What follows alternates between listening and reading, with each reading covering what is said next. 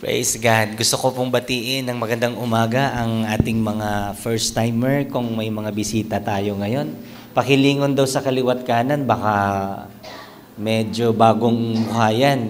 Kawayan natin at i-welcome natin. Welcome po sa church na ito. This is our home. This is our church. Praise the Lord.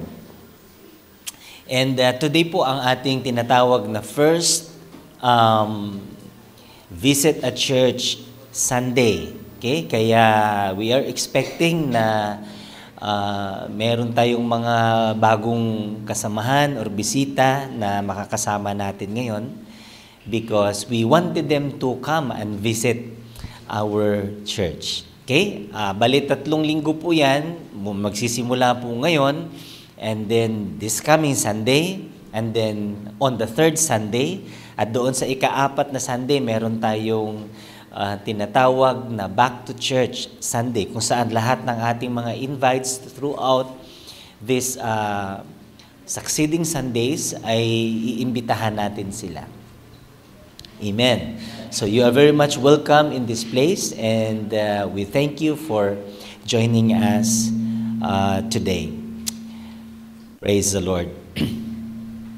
Noong pong last year, a few years back, nung kami po ay nag-travel papuntang Cebu, isa sa hindi ko makakalimutan doon yung mga anak namin. They were so excited to fly with the plane.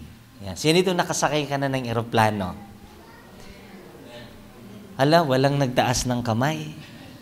Ayan, may mga nakasakay na ng eroplano. Yung iba naman hindi pa. Panay na lang ba tricycle?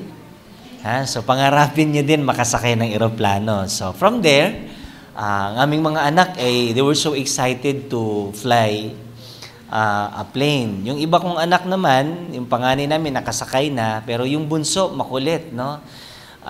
Nagbiyahe kami dito mula sa Pampanga, nag-bus kami papunta doon. Excited siyang makita yung mga eroplano, yung real life airplane. So ngayon, habang nakasakay kami ng bus, ang lagi niyang tanong, "Are we there yet?" Kasi excited nga siya. So nung nandun naman kami sa airport, silip siya ng silip. He wanted to see the real life airplane. So my desire was ma-experience niya yung take off sana. Nga lang sa sobrang pagod namin dun sa airport, no, hindi sila natulog kasi excited ng makasakay sa aeroplano, may delay ng konti. So ngayon nung nakasakay na kami, nakatulog naman, hindi nila na-experience yung take off na ganon. Yan. So pagdating namin sa Cebu, pumunta kami sa isang lugar kung saan makipaghabulan ka sa butanding, butanding ba 'yon o shark whale, no? So ngayon, again, they were so excited, no, habang papunta kami doon, nag-rent kami ng van, sabing ganoon, "Are we there yet?" So maya-maya, iidlip, pagkagising ng ganoon, "Are we there yet?" Yan, no? So excited po sila, no? At alam ko nature po natin, lalong-lalo na kapag tayo po yung nagta-travel. Sino dito mahilig mag-travel? Diba? Yung pagka may travel tayo, may family outing, diba? Meron tayong company, team building, diba? Meron tayong family affairs lang, yung simpleng pa-swimming lang, magbi-beach lang. Everybody is excited. Amen? Nung gabing yun pa lang, nakapak ka na kahit walang mag-utos sa'yo, ready ka, no? Alam mo na yung gagawin mo kaagad, dadalhin mo na yung pang goggles mo, ire-ready mo na yung mga damit mo, di ba? Yung panligo, yung bihisan, lahat ready na. Sino excited na ganon? Alam nyo ba na dapat yung ating church or yung ating pagpunta sa simbahan dapat maging kasing exciting ng ating mga travel affairs. Amen ba? Sabihin mo daw sa katabi mo, dapat exciting ang ating pagpunta sa church. Yes. And because of that, I want to talk today on the subject, the thrill of coming into the house of God. Amen. The thrill of coming into the house of God. So again, nasa ano po tayo ngayon? Nasa Visit a Church Sunday, at dapat doon sa ating mga ini-invite, magmarka sa ating mga mukha that we are thrilled to come to church. Amen. Sino ito napilitan ka? Yung una siguro napilitan, okay lang yan. Amen. Naalala ko naman yung kwento, no? Sabi nung isang husband isang araw, I don't want to come to church. Sabi nung asawa, na paano ka? You have to come to church. Sabi nung husband, ayoko, tinatamad ako, bakit ka ba namimilit? Sabi nung asawa, ikaw ang magpipreach. Yan pala, pastor pala siya. Ayan. So, the thrill of coming into the house of God. Tayo po ay manalangin minsan pa. Panginoon, kami po ay nagpapasalamat at nagpupuri sa oportunidad na ito na maibahagi ang inyong salita. Nawa ang mensahe na aming mapapakinggan ngayon ay magsilbing liwanag sa aming mga landas na tinatahak, magsilbing kalakasan sa aming paglalakbay. At Lord, ito po ay magsilbing payo, maging koreksyon sa aming mga puso, Panginoon. Aking dalangin na sa mga oras na ito ay tinataboy namin ang espiritu, the spirit of resistance, Lord, yung pagiging unteachable, uncorrectable. And Lord, I pray that your message will become the supreme authority in our lives today. Open our hearts as we open our ears. And my prayer is that you would change us from within. In Jesus' name. Amen. Amen. Purihin ang Panginoon. Kung meron po kayong Bible, can you please read with me in Psalms 122? Buong chapter po, maiksi lamang po ito. Psalms 122, verse 1 hanggang 6. Basahin ko po sa Jejemon translation para mas madaling maintindihan. Alright? Are you ready? Verse 1. Tuwang-tuwa ako nung sinabi nila sa akin, tara.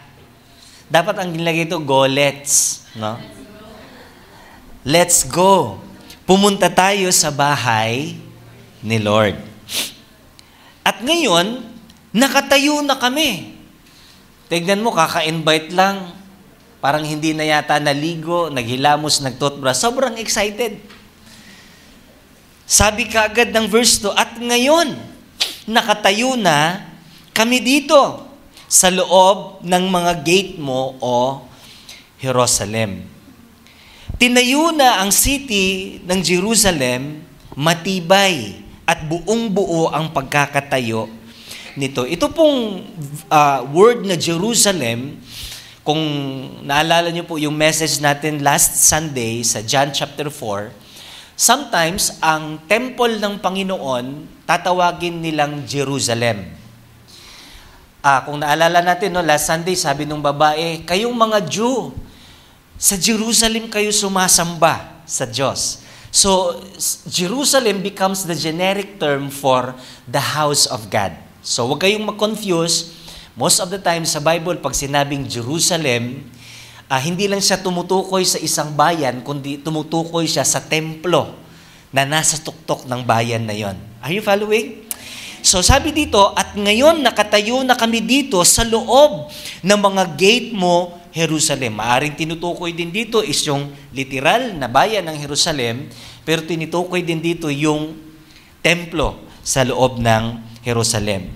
Tinayo na ang syudad or city ng Jerusalem, matibay at buong-buo ang pagkakatayo nito. So, I think this is a prophetic word to us concerning the church of our Lord Jesus Christ. Sa Matthew chapter 16, verse 18, makikita po natin yung reference ng church na ipinupundar ni Jesus. Sabi niya, on this church, on this rock, I will build my church, that even the gates of hell cannot prevail.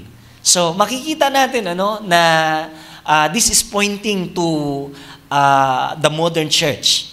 Ngayon, sabi ng verse 4, dito pupunta ang mga angkan. yung mga angkan na nagwo-worship kay Lord. Nag-thank you sila sa Kanya ayon sa inutos niya sa Israel. Nandoon ang mga trono ng mga hari sa angkan ni David. Uupo sila doon para i-judge ang mga tao.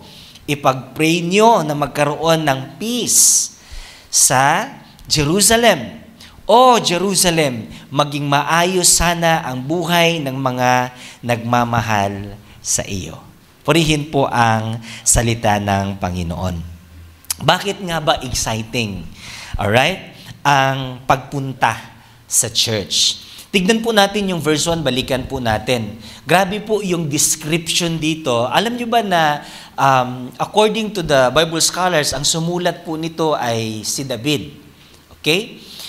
Sinulat ni David, he was invited to come to the house of the Lord. You can see and you can feel the excitement sa kanyang pagkasulat. Ang ganda ng pagkasulat. Sabi niya, tuwang-tuwa ako. Hindi ko alam kung first time siyang na-invite. Pero dahil, ang sabi nga sa history, lumaki na mananampalataya itong si David. Maliit pa lang siya, nagpapasimula siyang mag-alaga ng mga tupa, hindi pa siya hari. Umaawit siya, nagpupuri siya sa Panginoon, nagsusulat siya ng kanta. So I suppose that, itong si David, hindi siya first-timer sa isang simbahan. Bagamat hindi siya first-timer, bagamat church person siya, sa tuwing may nagyayaya sa kanya. Sino sa'yo dito? Church people ka na, matagal ka ng Kristiyano, pero meron pa ding nagyayaya sa'yo, may nagpa-follow up pa din. Di ba kaswelo mo kapag may nag-invite sa'yo? At sa tuwing ini-invite ka, dapat hindi ka naalibadbaran, bagkus, ikaw ay natutuwa. Look at how David expresses the joy of coming to church. Sabi niya sa verse 1, again, he describes the feelings when somebody invited him to come to church. Tara, pumunta tayo sa bahay ni Lord. So tuwang-tuwa siya dahil inimbitahan siya. So, bakit nga ba exciting ang pagpunta natin sa loob ng church? So if you are first time in our church, I want you to know that it's so exciting to come to church. Alright? So let me give you a few reasons why coming to church is so exciting. Number 1, it's because of the presence of God. It's because of the presence of God. If you can go back to verse 4 on your Bible, kasi hindi ko siya nilagay dyan, bawat next, no ho? Sabi ng verse 4, dito pupunta ang mga angkan, ang lahi ni David. Ibig sabihin, ang tinutukoy dito, ang buong Israel. 3 beses sa isang taon, meron silang 3 major feasts sa loob ng isang taon. Tinuro ko po yan nung mga last natin na conference na ang Israel, meron silang mga ginagawa every year. 3 beses major, hindi sila absent po doon. Pupunta sila lahat sa Jerusalem. Milyon-milyon ang mga taong nagagather doon for the sake of these major events. At pupunta sila dahil they wanted to worship the Lord right there. Alam nyo, there's nothing more exciting than to be in the presence of God. Alam nyo po, ang dahilan kung bakit excited ang taong pumunta sa simbahan, it's because of the presence of God. Hindi ko alam kung na-share ko sa inyo ito last preaching ko dito, but I noticed na nabanggit ko ito. Hindi ko alam kung sa Wednesday or sa leadership namin. And I was reading a book. At sabi niya, nag-grow siya sa isang simbahan. Pero umabot sa point ng kanyang buhay na parang tinamad siyang magsimba. So, may isang nag-invite sa kanya, na pumunta mag-visit sa church nila. So, makailang linggo na rin, hindi siya nag-church sa kanilang simbahan. And he went to the church whom he was invited. Pagdating niya sa simbahan, bilang respeto doon sa nag-invite sa kanya, Nagulat siya kasi last 10 minutes na lang ang naabutan niya. Subalit, pagdating niya sa loob ng simbahan, kinikilabutan siya, ibang nararamdaman niya, yung overflowing joy, yung overflowing acceptance, nakita niya yung galak ng mga tao din. After 10 minutes, nagtapos sa panalangin. Sabi niya, nabitin ako, kakaiba yung church na ito. There must be something about this church. And then paglabas, nakita niya yung mga tao hindi umaalis. Nandyan lang sa labas, nagkikwentuhan, nagtatambay. Sabi niya, What's in this church? Meron bang special na gawain ngayon? So sabi na nag-invite sa kanya, no, this is normal. Every time we come to church, we stayed. We're here for fellowship, we love each other. Nahiwagaan niya, sabi niya sa church namin, nagmamadali kaming umuwi. Ayan, no? So, next Sunday, dahil hindi na siya nag-a-attend nga sa church nila, he wanted to come back. So, ang gawain nila ay alas 8 ng umaga at hanggang alas 9 ng umaga. Walang 2 minutes, 2 hours. Madali lang din yung kanilang gawain. So, pagdating niya doon, kasi mag-start daw ng alas 8,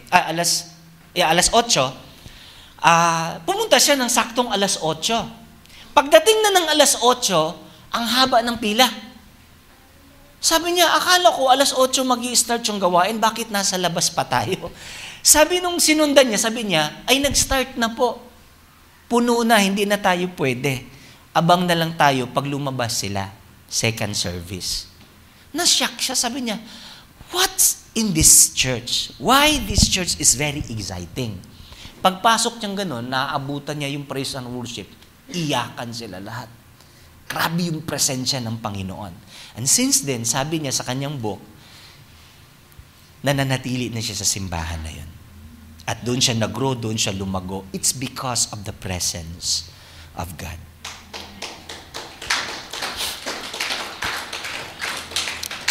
Kaya naalala ko yung last nating mentoring, sabi nga ni Bishop Mark, kailan niyo huling naranasan yung pagdating niyo pa lang sa gasoline station dyan sa taas, nanginginig na kayo sa presensya ng Panginoon.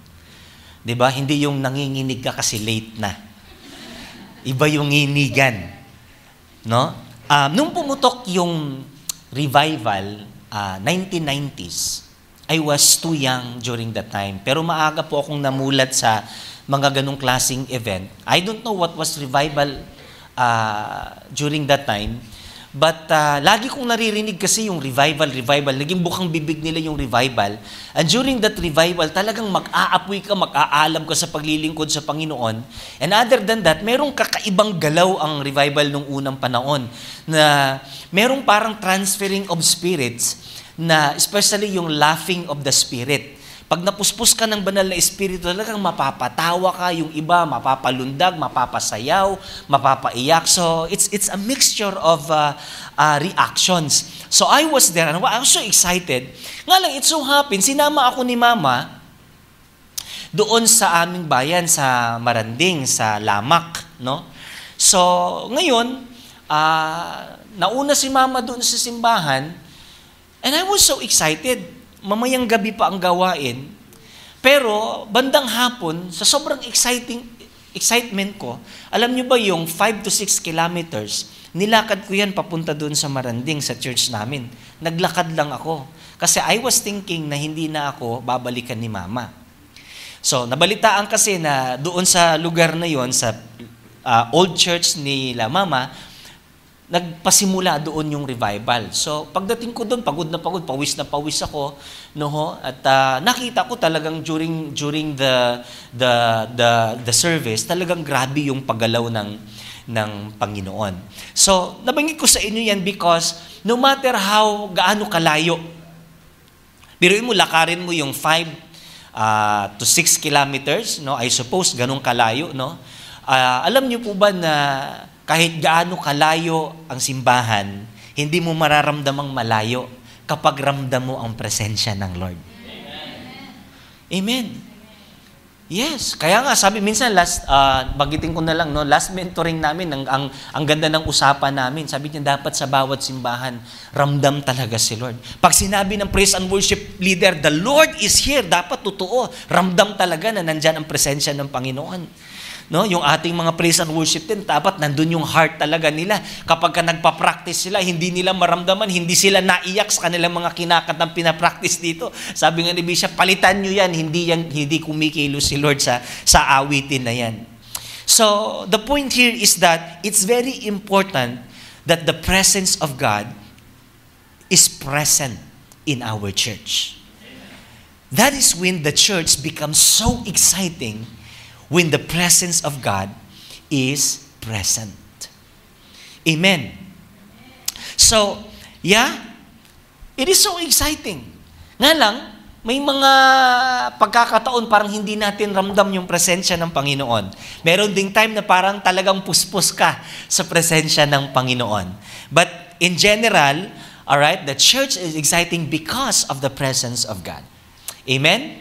Hallelujah. Praise the Lord. Number 2, the church is exciting because of the people of God. Because of the people of God. Kung balikan natin yung verse 1, tuwang-tuwa ako nung sinabi. Sinong nagsabi? Anghel ba?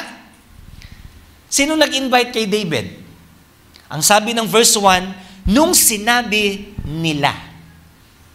It talks about people. What makes us excited about coming to church is because of the people, our friends, our churchmates, those people whom we love, whom we associated with for such a long time, naging kaibigan, naging ka-close na natin sila, excited tayong makita sila. Just like last night, nagpaalaman na kami, ako na mismo yung sabi ko, uwi na tayo, alas 10 na. Sige, kasundo na kaming uwi. Paglabas namin doon sa parking, nagkwentuhan na naman. Alas 11 na, nagkwentuhan pa rin. So, alam mo yun, what makes us excited in coming to church are the people whom we love. Yung mga kaibigan natin, mga ka-life group natin, di ba? Yung mga ka-close natin sa loob. Meron pong isang Barna Institute na ang trabaho nitong company na ito, gumagawa lang lagi ng research. Sabi nga nila, 70 to 80% na dahilan kung bakit ang tao ay na-convert sa Christianity, it's because sa loob ng simbahan na yan, meron siyang kaibigan. No, last Sunday, umikot tayo dito, marami tayong binigyan, in-invite. Hindi ko alam kung merong nakalusot dito. Pero, yes, kung meron ba? Meron bang na-invite last Sunday dito sa paligid natin na nandito ngayon? I want to know. So, wala, no ho? Bakit? Kasi nga po, mahirap talagang pumunta dito yan na walang kaibigan sa loob. Amen.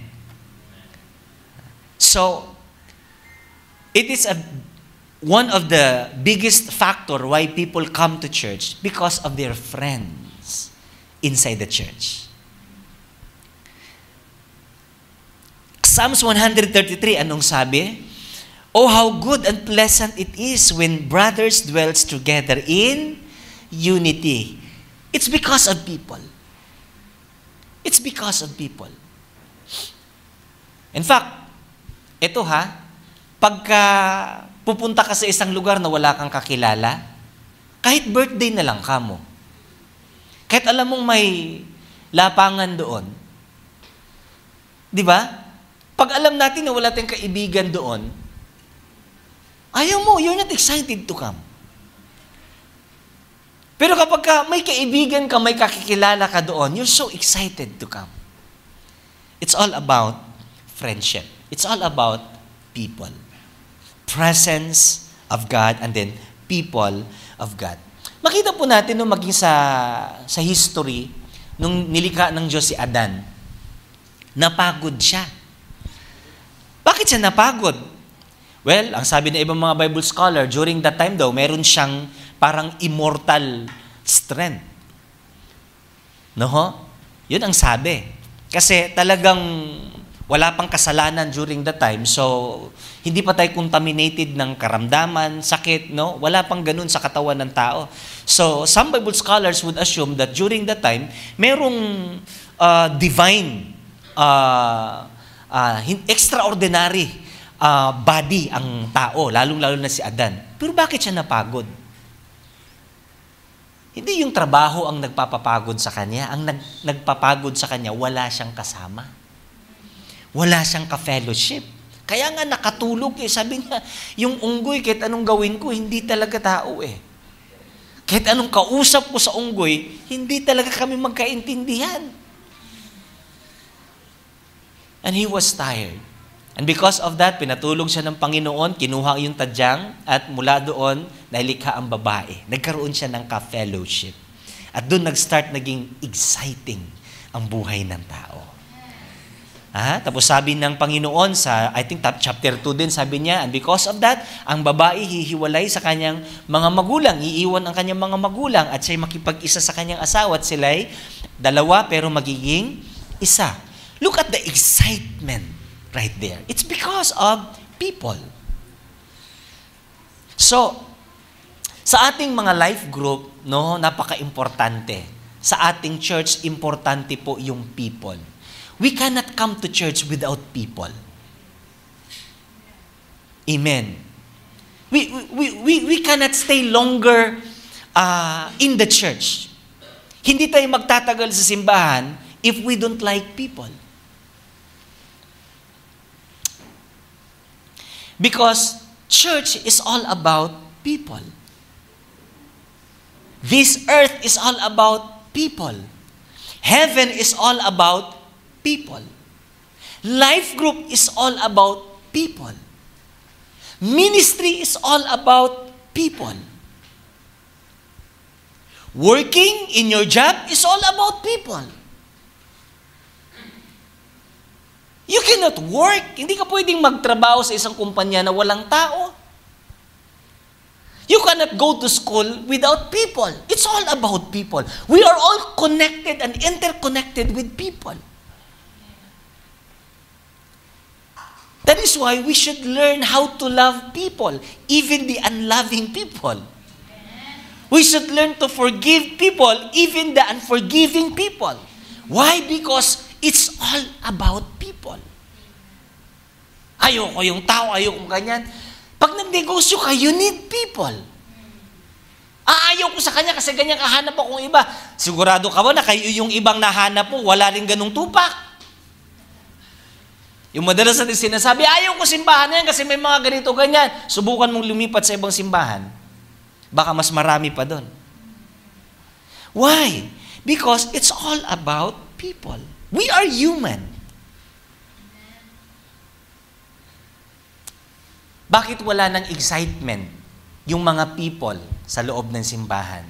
Kasi nawala na yung fellowship. Now let me share you 4 things I discovered lately why our life group is very exciting.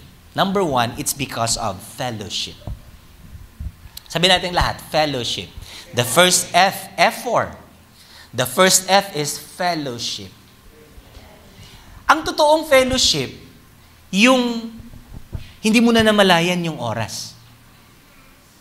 If you are still bound, yung fellowship niyo, you're still bound with time, that is not fellowship yet. That is meeting. May ka-meeting ka, may appointment ka. But when we talk about fellowship, there's no time in fellowship.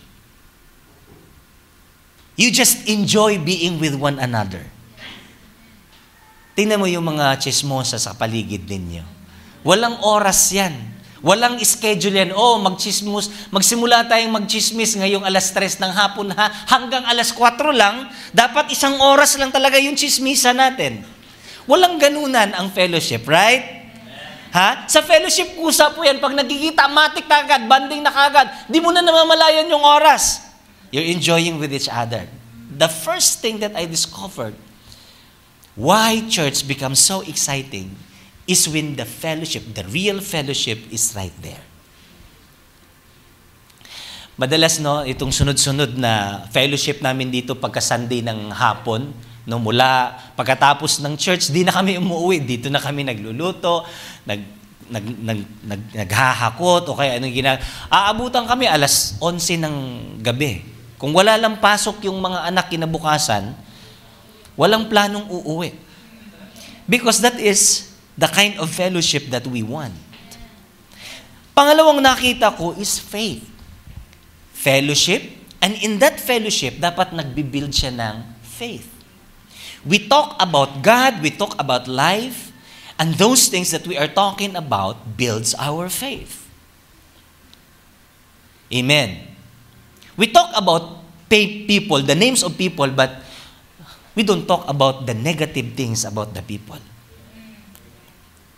Right now, in our fellowship, we choose to talk about the good things about people. Kaya sabihin mo sa katabi mo, asahan mo, kapag ikaw ang pinag-usapan, kapag ikaw ang topic, maganda ang pinag-uusapan patungkol sa'yo. What kills fellowship is when we talk bad about people. The third thing that I discover why people are exciting, why church is exciting, why life group is exciting, because there is food. Fellowship, faith, Word of God, and there's also food.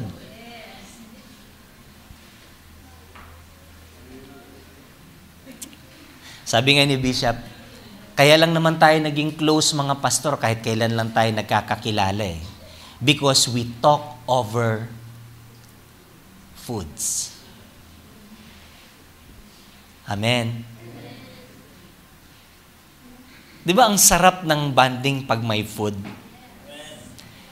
Kahit gaano ka mahiyain yung tao, pag nilapagan mo ng pagkain yan, magiging ka-close mo kaagad.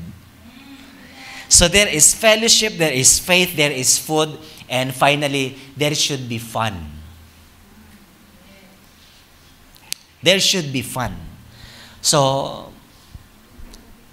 church is like family, na minsan lumalabas tayo. So, yan po yan. Church is exciting because of the presence of God, because of the people of God, and last is because of the precepts of God. Precepts of God. Precepts means wisdom, advice, counsel, mentoring. So, when we come to church, look at verse 5. Ang sabi dyan, nandun ang mga trono ng mga hari. So, these are not literal king because there's only one king in one nation. Pero yung sinabi mga trono ng mga hari, it talks about judges, wise people, pastors and leaders who would give counsel, advice. Naalala niyo ba si Moses? Buong araw siyang nagka-counsel, nabutan siya ng kanyang biyanan. Anong ginagawa mo? Mamamatay ka, ikaw lang mag-isa? Mamili ka ng mga matitino, tapos ipasa mo sa kanila ang mga trabaho. Hindi lahat ng buong bansa dediretso sa'yo. Sa kanila muna. Merong hahawak ng tig-100, merong tig-1,000, tig-10, tig-20. There should be a group of counsel. And in that counsel, makakapakinig tayo ng payo, mga advice. Kaya nga sa church natin, hoping matapos yung ating simbahan, meron tayong matino na office dito, no, tatanggap din tayo ng free counseling. Amen? Because we need it. May mga tao hirap na mag-isip, magulo ang kanilang kaisipan, they cannot think properly. But because there is counseling, free counseling, well, in that way, makakatulong tayo sa mga taong nangangailangan. So, that's the benefits of church. So, in our setup, okay, it is the sermon that we are hearing every Sunday. That is the counsel of God. That's the advice of God. That's the directions of God we can get. That is why coming to church is very exciting. We have the presence of God, we have the people of God, and we have the presence of God. It's what makes us so excited. Ano na naman kaya ang mapapakinggan ko? na mensahe mamaya na magbibigay sa akin ng guidance sa aking araw-araw na pamumuhay. Na magpapalakas sa akin, na magpapatibay sa akin. And that is the Word of God. Every Sunday, yung mga mensahe na ating napakinggan dito, very quality yung ating mga messages. Malapit na po akong matapos. Hello po. So, we are getting quality messages in our church. And we wanted to expand, not only by serving this small community, but we want to serve the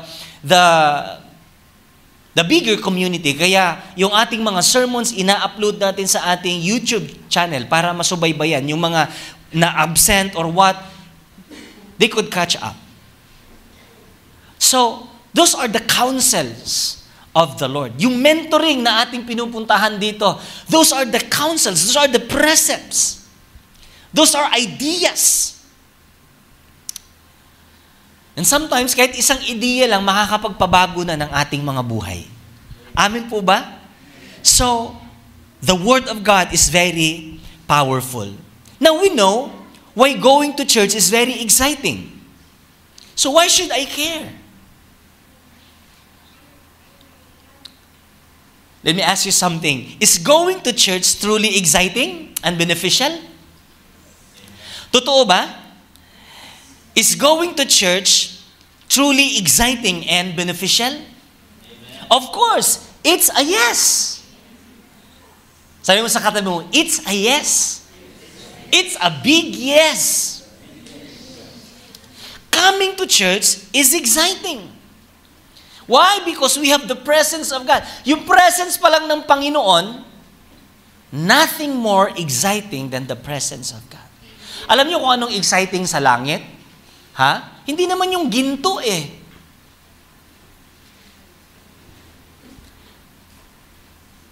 Sino naniniwala, hindi ginto ang nagpapa-excite sa langit? Yung description sa Bible na sa langit maraming ginto, it's not the gold that makes heaven exciting. Para bagang ganito. Nung nag-ipon ka't bilhin mo yung cellphone mo, exciting? Hindi. Exciting. Nung nabili mo na yung cellphone, exciting? Hindi. Ha? Hindi, exciting pa rin. Huwag naman plastic naman kayo eh. Exciting pa rin, di ba? Ini-installan mo ng maraming apps, ilalagyan mo ng mga password. Excited ka. After 2 years, excited ka pa rin ba sa cellphone? Binabato mo na nga lang eh. Ngayon, dahil hindi pa tayo nakarating sa langit, excited ka. Bakit? Dahil sa ginto, dahil sa bla bla bla. Sometimes those things makes us excited. Pero alam niyo mga kapatid, kapag ang isang bagay na nagpapa-excite sa'yo, na-use ka na doon, mawawala din yung excitement.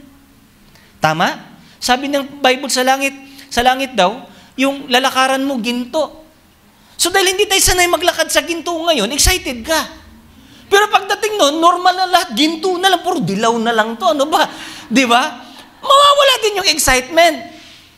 If everything is based on those things. But what makes heaven exciting are not those things. Yun yung sinabi ni Jesus na, where I go, you go. Saan man ako magpunta, nandoon ka. It's the presence of God.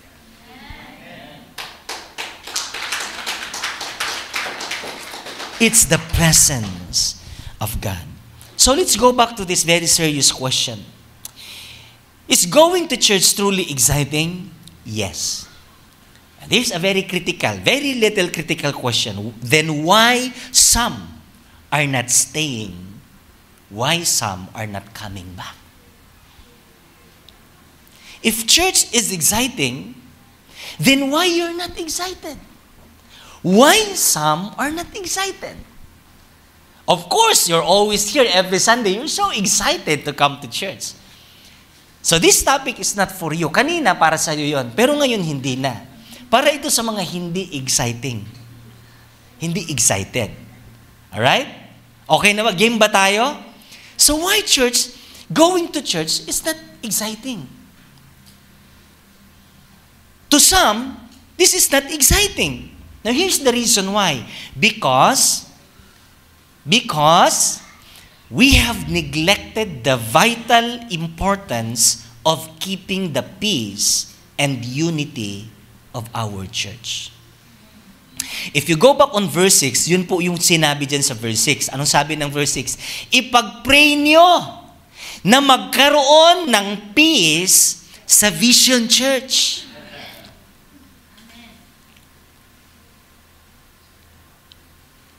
It's very intentional. It's actually a command. May taga-Vision Church ba dito? Minsan tinanong ko yung mga ka-life group ko, sabi ko, anak ka ba talaga ng Vision Church? Sabi nung isa, hindi ko pa masabi, Pastor, bago lang ako sa church niyo eh. Maya-maya konti, bumalingbing, sabi niya, taga-Vision Church talaga ako. Sabi ko kasi kapag ka taga-Vision Church ka talaga, may pangarap ka sa pamilya mo. Kapag anak ka ng tatay mo tsaka nanay mo, anak ka ng tahanan na yan, hindi pwede na wala kang involvement dyan, right? Hindi pwede na wala kang pangarap dyan. Kaya ka lang naman nagsisikap mag-aral kung estudyante ka. Kaya ka lang naman nagsisikap magtrabaho ng sobra-sobra kasi may pangarap ka para sa pamilya mo. Gusto mong tayuan ng bahay, gusto mong ma-improve, gusto mong bilhin to kasi gusto mong mag-involve, mag-engage doon sa pangarap ng ating mga pamilya. Tama ba? So if you are a son and daughter of this church, there should be the same thing, same feeling in our hearts. Kaya sabi ko sa kanila, anak ka ba talaga ng Vision Church? Opo, Pastor. Then, dapat aktibo ka. You must have involvement. Dapat kasama ka sa goal na ina-achieve ng ating church. So sa amin ng verse 6, ipag-pray nyo na magkaroon ng peace sa Jerusalem. Sinong kausap niya dito? Mga Pinoy? Of course, hindi. During the time, kausap niya yung mga taga-Jerusalem. Bakit hindi na exciting daw yung church para sa iba? Kasi nga, hindi na natin nabantayan. Yun daw pong kahalagahan ng pag-maintain ng kapayapaan at pagkakaisa sa loob nito. Here's the thing. We thought it is peaceful to avoid the person you hate. Di ba kahit sa tahanan natin, doon ka na lumaki, doon ka kumain, doon ka natuto, doon sa mga bahay-bahay na lang natin. Pero darating yung mga time na yung mga anak natin, lumalaki na sila, marunang na sumagot. Di ba? Anong sabi mo? Hay! Gusto ko nang lumaya sa bahay na to, imperno na to. Parehong bahay lang naman, parehong tao lang din naman yung mga kasamang bubuhat nung 10 years ago, 20 years ago. Bakit ngayon gusto mo nang lumayas? It's not actually about the people in that house, but because we have neglected to maintain or to keep the peace and unity of our church. Hindi nabantayan. That is why we thought it's peaceful to avoid the person you hate. So dito na nagsisimula ngayon, di ka naganahang pumunta sa simbahan kasi meron ka ng ayaw. To keep the peace. To maintain the peace. What else? We thought it's peaceful not to talk with the person who offended us. Right? Ayaw na natin masyadong kumibo. Sinisenso na. Ini-ignore na. And then we thought it's peaceful to isolate from others. Ayan na.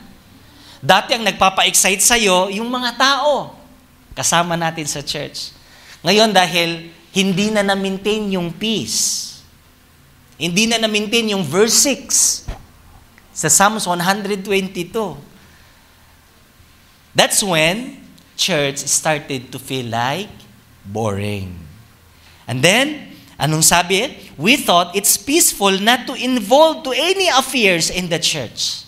Parang yung sinabi ni Pablo, sabi ng bibig, ayoko nang kumain. Gusto ko maging kamay. Gusto ko maging paa. So, meron ng ganon. Listen to this. No? Sana ma-digest sa atin itong concept na ito. Any discomfort we feel in our hearts toward others is a sign that something needs to be made right.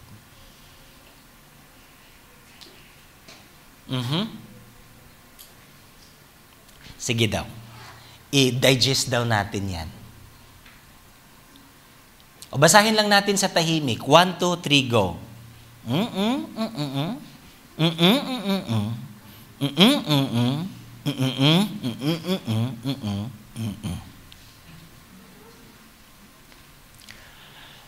You will know in our hearts, you will know in your heart, you can easily feel discomfort with someone. You know that something is not right. Something needs to be made right. At kapag hindi natin nabantayan yan, that's the reason why church becomes no longer exciting.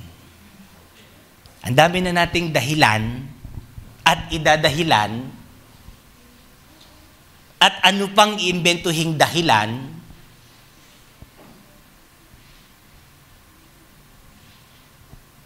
Amen? Agad sumakit yung ulo, agad sumumpong yung high blood, agad, ang dami kaagad. Why? Because you can feel discomfort. There is discomfort in our hearts already. So the church gets boring. So anong sabi ng verse 6? Sabi ng verse 6, pray! Ipag-pray nyo na magkaroon ng peace. Bakit? Kasi nga po, ang Jerusalem, prone sa, Prone sa gulo. Hanggang ngayon, walang kapayapaan yung Jerusalem, yung literal na Jerusalem. Yung templo nila mismo, hinati. At yung pinaka-temple ngayon, yan yung mosque dyan ng Muslim. Yung makikita yung may simbahan dyan, sa picture,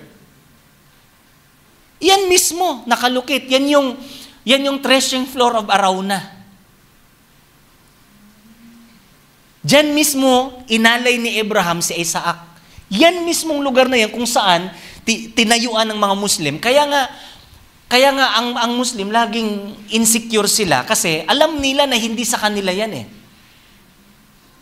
Ngayon, unang diniklara ni President Trump na Israel is a state. Doon pa lang nagkagulo na naman. Kasi ayaw nilang ideklara talaga, ayaw nilang tanggapin that there is no such thing as Israel. So, maging literally, ang Jerusalem magulo.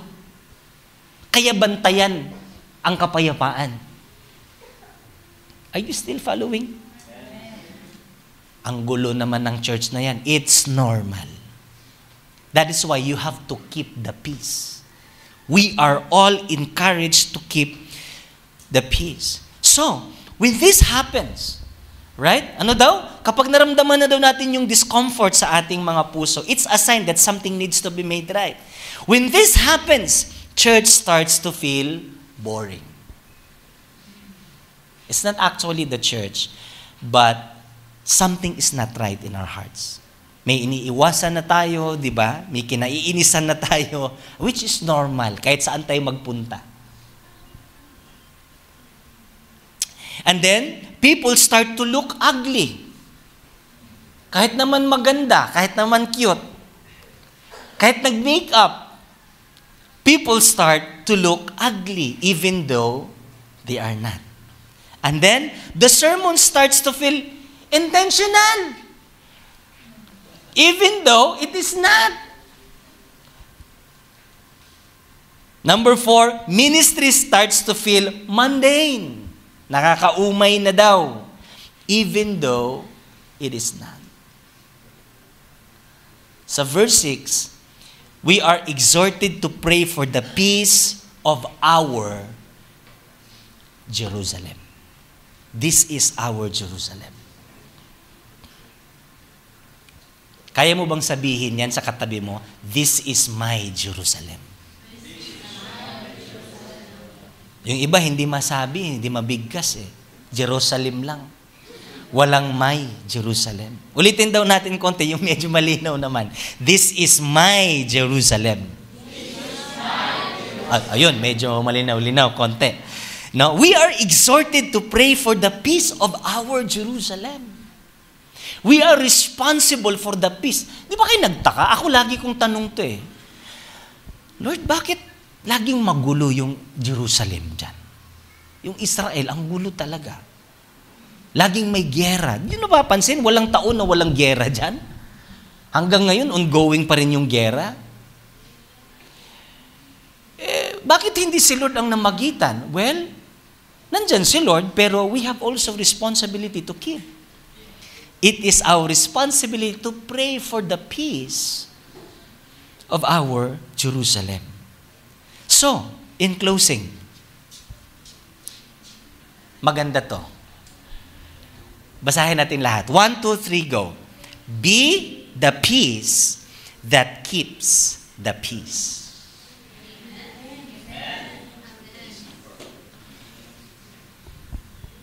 Amen. Amen. It is ours. I don't care kung ano ang katayuan mo sa buhay or whoever you are. But if you think that you are part of this church, you are a son and daughter of this church, na I suggest to do your responsibility. It is our responsibility to pray for the peace of our Jerusalem. This is my Jerusalem. This is my church. And I want to be the peace that keeps the peace. Palakpakan po natin ang Panginoon. Tayo pong lahat ay tumayo. I have this last, quote that gusto ko basahin po nating lahat.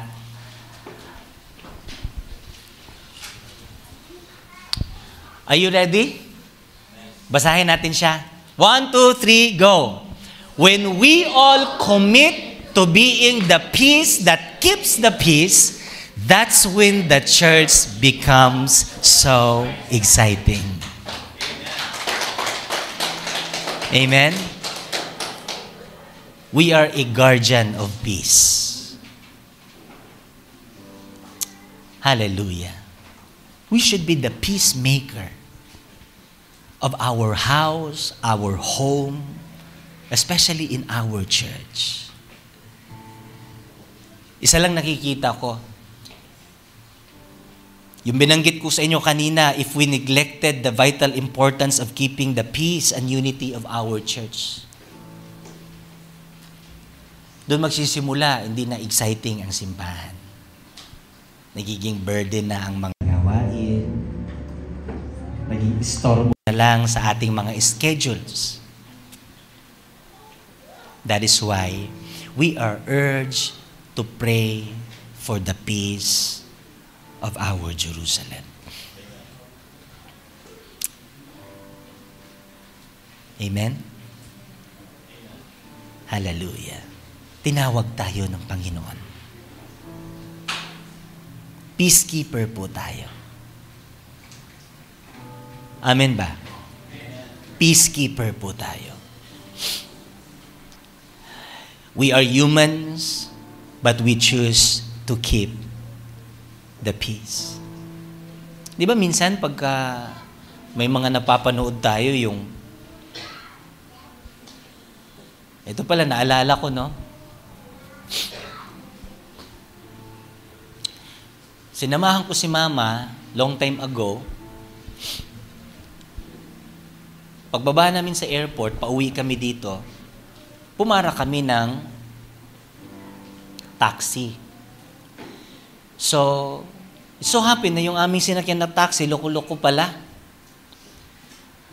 So, sabi niya, "Sir, pipindutin ko na ha, magsisimula na yung ating patak." So, tumakbo kami, ang lapit lang naman nung 5-star mula sa airport. Kung hindi traffic, wala mang 10 minutes yan. Nagtaka kami, ang pinindot niyang patak pala, seconds, tapos siningil kami 1/8. Ang lapit-lapit lang. Sabi ko, sir, matagal na po kaming bumabiyahe dito. Sabi, hindi. Yan yung usapan natin. Yun pala, sumakay kami sa likod, walang angatan nung, di ba yung pinto, pag ina-unlock mo sa mga dati, ina-unlock yan, inihila pataas, wala nang ganun, tinanggal. So, nilock yan, hindi na kami makalabas, kahit anong ganun, hindi makalabas. So, we were trapped inside, at hindi ko nakita kaagad yun. I wanted to fight back, Ang unang nakadiscern si mama. Sabi niya, siniko niya akong ganyan. Sabi niya, so, hininto niya kami, hindi doon sa mismong airport, lumagpas pa doon sa dilim. Sabi niya, bayaran niyo ako ng 1/8.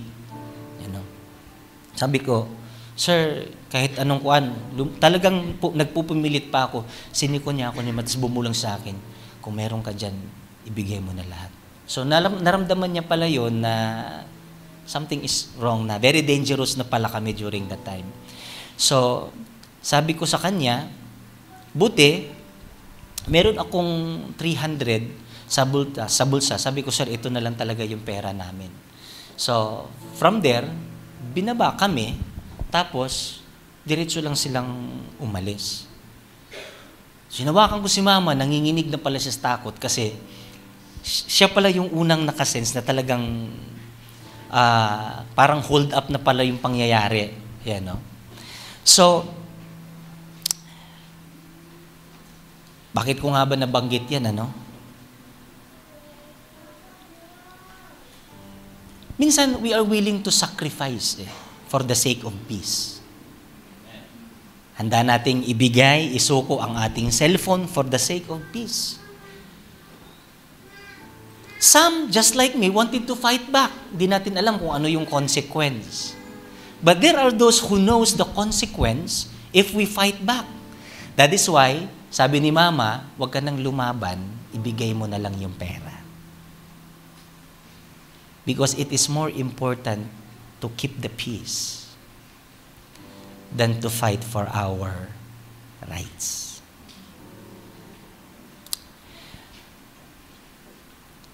This church, tayo po ay 14 years na since we started the ministry. And throughout those years, ang dami pong nangyari. Amen? But I thank the Lord, we choose to maintain the peace. Amen? And I'm so thankful. I couldn't ask more for the Lord. Sabi ko nga, Lord, thank you sa mga tao dito sa loob ng simbahan. Nasaktan kami, nagtampo, may mga time nagtampo, nasaktan, may time walang imikan, di ba? But we choose to maintain the peace. Minsan, mas tinatanggap nating masaktan. Minsan, mas tinatanggap nating makarinig ng ganon. Minsan, mas okay na lang sa atin yung ma-offend. Right? Because we're here to maintain and to keep the peace. Today, gusto ko lang i-renew natin yung commitment na yan sa Panginoon. Be the peace that keeps the peace. Amen. Amen. Alam niyo, minsan, sabi ko nga, we have all the rights to fight for. Di ba? Lahat tayo, meron tayong tama na ipinaglalaban Nga lang, minsan, sa tuwing pinaglalaban natin yung ating tama, tuloy naging mali. Minsan, kailangan nating ipaubaya yung ating tama upang ang lahat ay maging tama. Amen? I love this Jerusalem. This is my Jerusalem. Amen? Hanggang sa aking mga anak, hanggang sa aking magiging apo at kaapu-apuhan. ipinagmamalaki kong sabihin, this is my Jerusalem. Amen. And in this Jerusalem, I would say that I am the peace that keeps the peace. Hallelujah. Lord, it is your presence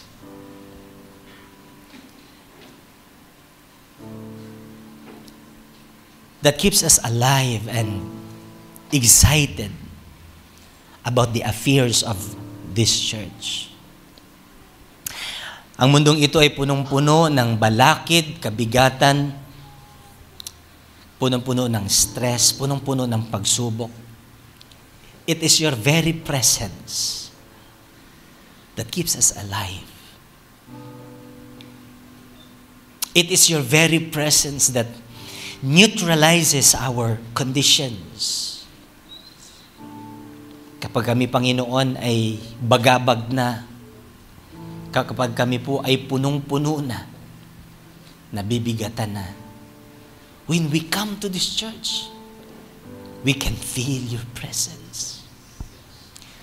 When we sing songs to you over our heavy hearts, we can feel your presence.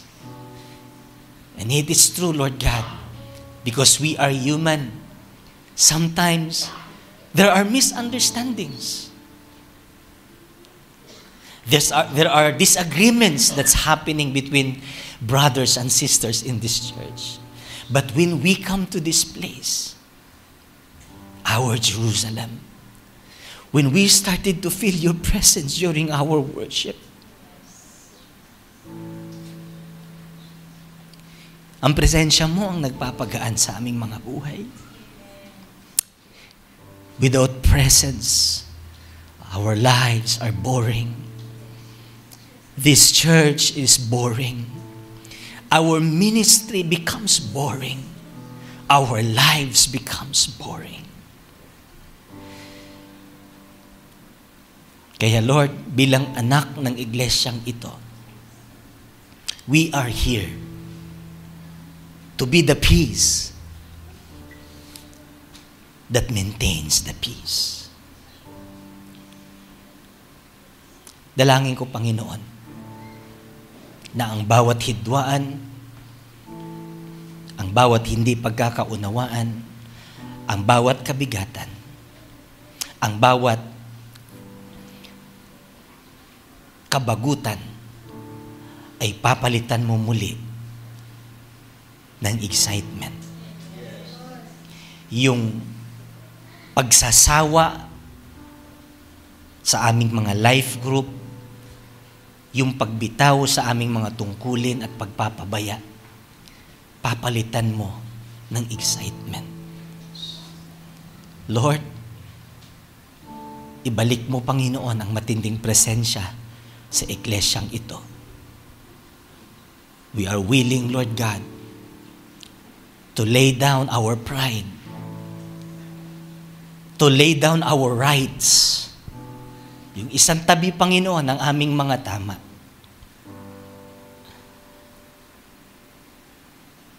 upang ang lahat ay magiging tama. Hindi lang ito applicable, Panginoon, sa aming iglesia, ito'y applicable din sa aming mga pamilya. And I pray that every family will remain intact and united. And I pray that the spirit of forgiveness will remain in every families and will remain in this church. That the spirit of love, the spirit of care, the spirit of family will remain intact in this church. Because it is our responsibility, Lord, to keep the peace.